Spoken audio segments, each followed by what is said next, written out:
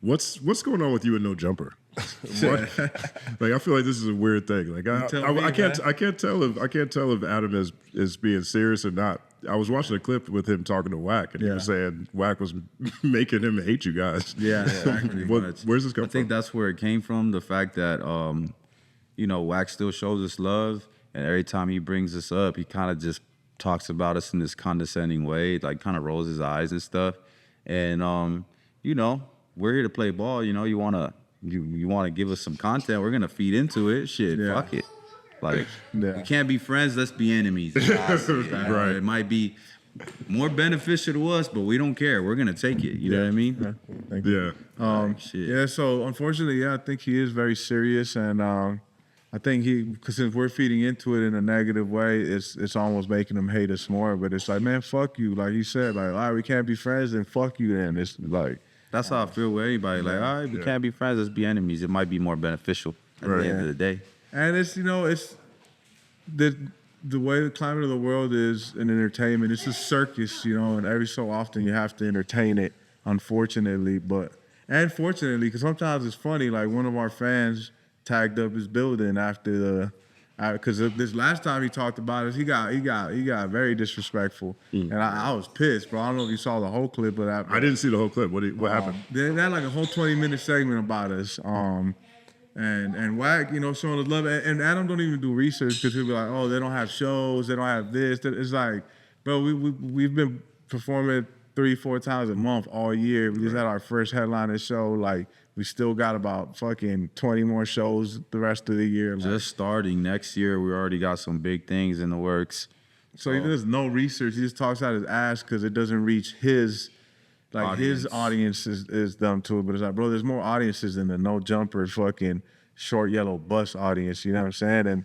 And that's his audience. So he thinks like Wack is bringing it up, but it has no weight to what he's saying, because Wack's like, oh, they're top 5 in the West artists, and they're fucking the most creative guys out there. And Adam and his fucking pig brain or whatever the fuck it is up there, he doesn't think that's has any correlation to what we have going on. He thinks it's make believe. Because I do some research, bro, and you'll see like he's not talking out of his ass. We do have something going, like.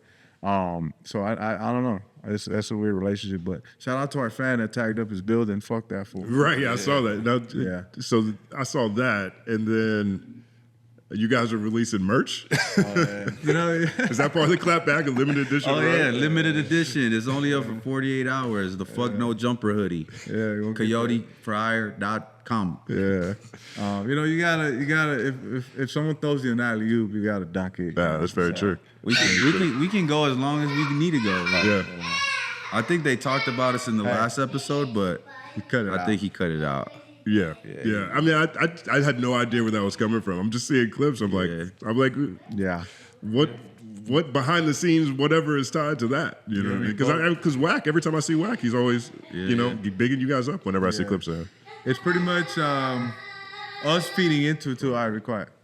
Us feeding into it is what he doesn't like too. Like, it's like he makes content off our name, and if we bring it up on a podcast, he gets annoyed by it.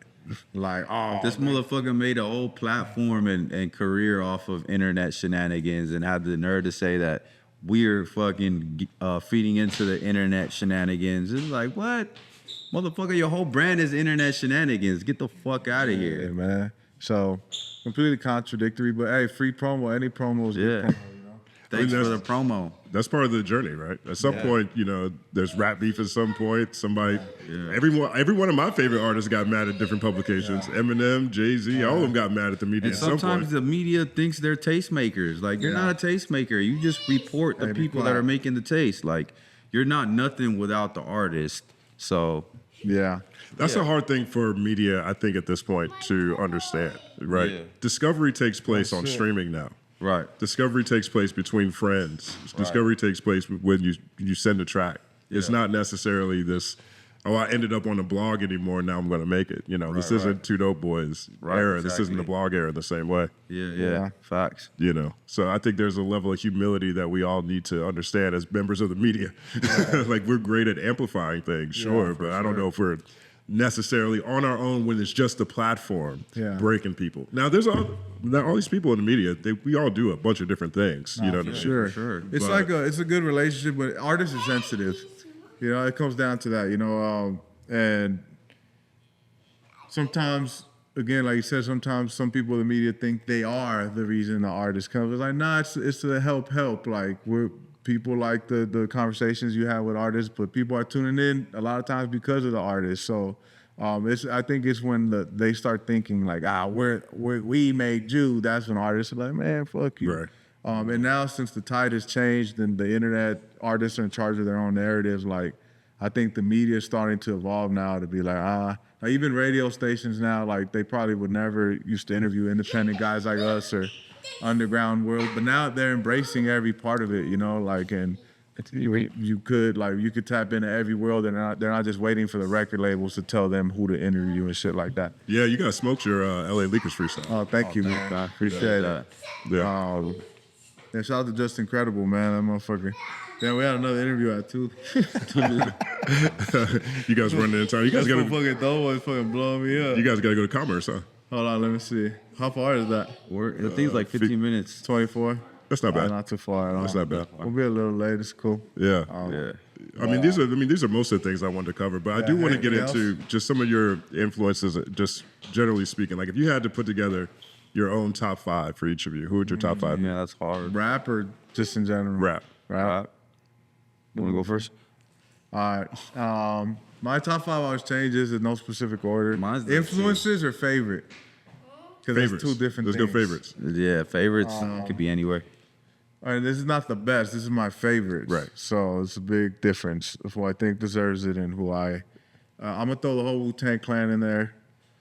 Eminem, Nas, Big Pun, and Cypress Hill. Word up. My favorites, I'm going to have to go with DMX, 50 Cent, Nas, Kendrick Lamar. I want to throw another West Coast guy in there. Jadakiss. Word up. Yeah. Word. Jadakiss, he's got a new album coming. He's working on it man. right I now. think like Jadakiss never has a whack verse. Right. Every time I hear him spit, it's like he's got the same move, but it's just gonna hit you every time. Like, Right. punchline guy. It's like Pusha T. What's that meme? Like, Pusha do you T. think I want to listen to another album about Pusha T rapping about selling coke? You damn right I do. Yeah, I do. He does a great job of it. Yeah. Griselda, like, I love what they do. Like, I love what Benny the Butcher does. Like, I want to hear that over and over again from those guys. Yeah. And I think that's what us as artists sometimes we struggle with. Like, do we want to be like that, or do we? Because we have so many layers we haven't even revealed, or do we want to take the Not more be kind of outcast boxed in. route Yeah. where we do start branching out into fucking prototype and fucking, you know what I'm saying, different type of records that they might not necessarily expect from us, which we try to sprinkle. We sprinkled it on L.Aliens probably once, twice. Yeah. Like Splash was the only different one I think on there, but we have a whole bag in that world where it's like More melodic stuff. melodic love stuff. I have a whole fucking album of love songs that I'm like, should I release them? Should I not? Yeah, I think so. I mean, I would tell people more than anything else, make sure everything falls under the umbrella of the brand. Right. But love is such a big topic. You know what I'm saying? Like every biggest topic. Everything with a heartbeat ever on this planet has experienced it. Yeah. You know what I mean? I think it's on how you package it. So if you package it properly, then people will digest it. So it's just like, all right, how do we package it where it's still on brand, but it's different? You know? So that's my homework. Like, all right, because I want to drop a lot of these songs next year, but I just got to figure out the right packaging for it. One of them is very on brand content, subject matter wise, but not sonically. So that one, I'm curious. I want to release that as a one-off, see how it does, and see if our audience is even open to that from us. But probably next year sometime. Yeah, you got to sprinkle a little bit of different shit to get your audience kind of used to it and be prepared. So you just don't all the way hit them left field when you drop some completely different weird shit. They're kind of like used to it, like, okay, I expect it from them, you know what I mean? So that's how Outkast did it. They did just amazing. Sprinkle a little bit of this, a little bit of that, so they're not completely caught off guard and they can still ride with you.